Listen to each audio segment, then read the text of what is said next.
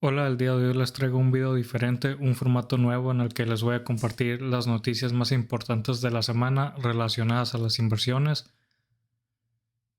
en un máximo de 1 a 2 minutos por noticia. Espero que les guste este nuevo formato y si son nuevos una suscripción y un like me ayudan mucho, gracias. Y como primera noticia tenemos la tasa según la Reserva Federal seguirá subiendo. Jerome Powell, el presidente de la Reserva Federal, en una entrevista con el Wall Street Journal dijo, y cito: si no vemos una bajada clara de la inflación, tendremos que actuar más agresivamente y hay un amplio apoyo del comité para tener en la mesa 2 subidas más de 50 puntos bases en las 2 próximas reuniones.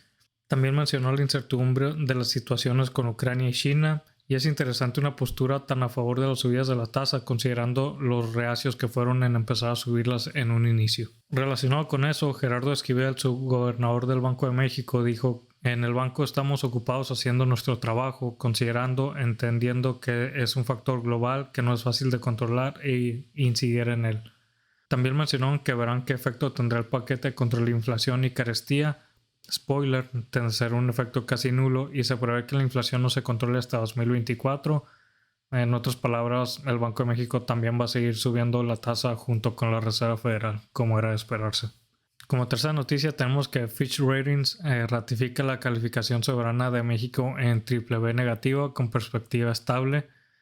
Las razones para esta calificación son, dentro de los positivos, el marco de política macroeconómica prudente, finanzas externas estables, así como un nivel de deuda pública estable. Dentro de los negativos tenemos una débil gobernanza, un desempeño de crecimiento moderado, una intervención política que afecta las perspectivas de inversión y posibles contingentes de Pemex. Relacionados a esta noticia y como dato curioso también, dentro de la expectativa de este entorno económico tenemos a Argentina como el país que se espera que va a ser el más afectado de Latinoamérica. Y sobre los dos puntos negativos me parece muy interesante, sobre todo cuando uno ve que cuando AMLO critica una empresa o un sector en la mañanera, las acciones bajan. Un ejemplo claro fue cuando se fue contra el CEA y Pemex en 2020 perdió como 1 millón de pesos por minuto, entonces es entendible que sean los dos puntos más preocupantes. Siguiente noticia, tenemos que la ONU recorta el pronóstico de crecimiento económico global de 4 a 3.1% para 2022. Y con esto quiere decir que efectivamente podemos dar por terminado el rebote económico de la pandemia, o en otras palabras, hasta aquí se recuperó la economía. Había mucho optimismo, o se hablaba de ese optimismo de que esa caída de la pandemia era momentánea y que después de que se terminara esto se iba a recuperar a ese nivel y luego iba a seguir creciendo. Ya vimos que no fue el caso. Algunas afectaciones serán permanentes o por lo menos de largo plazo, y el hecho de que hasta aquí se haya recuperado la economía y que no estamos a niveles pre-pandemia, pues quiere decir que estamos en un ciclo de contracción de la economía, que tenemos una inflación mundial de 6.7% con los sectores más afectados siendo los alimentos y la energía. Y relacionado un poco a la inflación de los alimentos, también se publicó la lista de alimentos que van a reducir sus aranceles. Esta noticia, la mayoría de las noticias las he sacado del Financiero, pero esta la escuché primero en un podcast que se llama Peras y Manzanas. Si no lo escuchado, se lo recomiendo. Es uno por semana y te pone al tanto de la noticia más importante de la semana.